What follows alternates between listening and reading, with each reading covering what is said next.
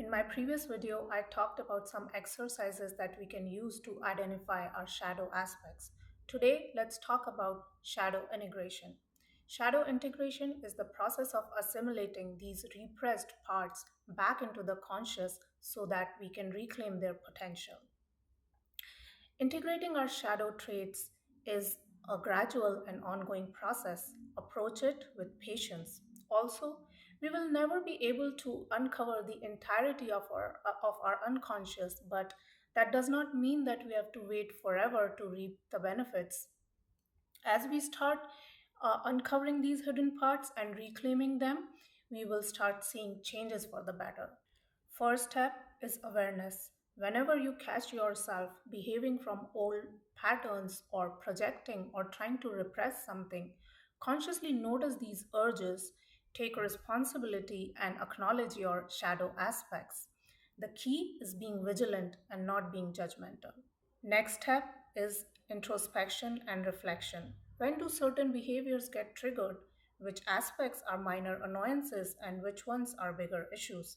Come up with ways to handle these in future scenarios. Some shadow work exercises will naturally integrate these aspects, like meditation and body work exercises.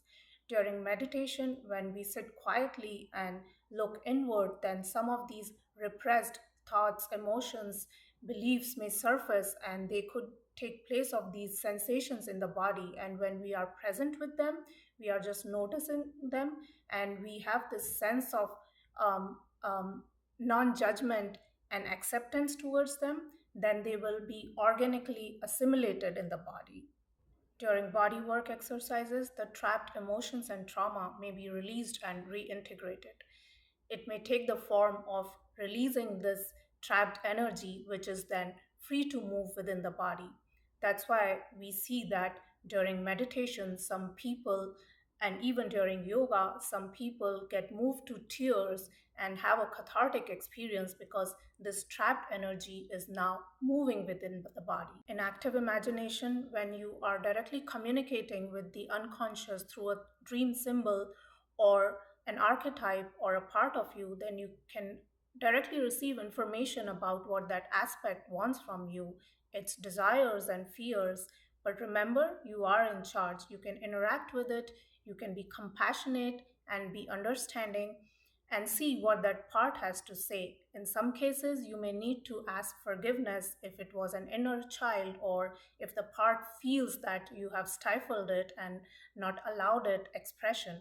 So, approach the conversation with honesty and respect, and also be ready to come up with a strategy which is workable and safe so that this part may find a balanced and safe expression within you. When you encounter shadow aspects that seem dark, abhorrent, or shameful tendencies or animal instincts, instead of shunning them and recoiling from them in horror, approach them with a sense of compassion and acceptance. Acknowledge that we are all human and all of us have these tendencies. Also, behind all these aspects is a positive intent. They are there to ensure our safety and survival. Only when they are denied, they turn destructive. When we stop rejecting, then we can heal and integrate these parts. We can then find controlled and creative expressions for these attributes. So then pain can be transmuted to resilience, fear to courage, aggression to passion, hate to understanding. Ultimately, when we start incorporating these strategies, when we start recovering, reclaiming our hidden aspects, then we start operating more from wholeness and less from one sidedness. This is a very intensive and involved process, so approach it with patience and understanding. Take it slow, take it easy. Also, for deeper issues and traumas, make sure that you work with a therapist and don't go at it alone. Ultimately, shadow integration is a process of alchemy, of changing base metal into gold. When we uncover all our shadow aspects, we can find the true treasure within them, and then we can befriend our shadow and embark on this process of individuation. Carl Jung said, modern man can see God because he doesn't look low enough. Thanks for watching. Bye.